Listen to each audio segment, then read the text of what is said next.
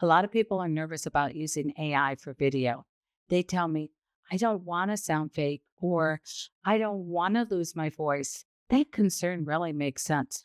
But the problem isn't AI.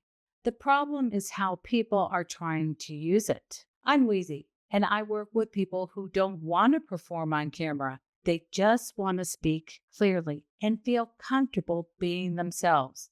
And yes, I use AI, but not as a replacement for your voice. I use it as support.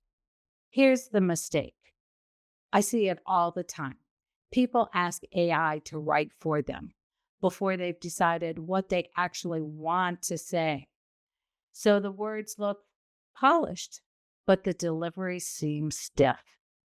And when they freeze, that doesn't mean you're bad at video. It means you've skipped something important: authorship.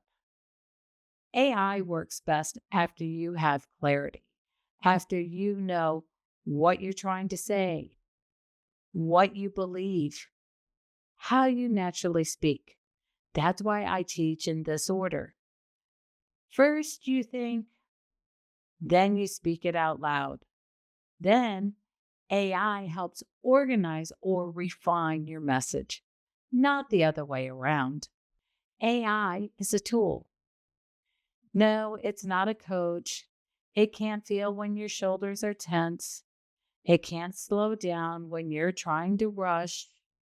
It can't tell when a sentence doesn't feel like you.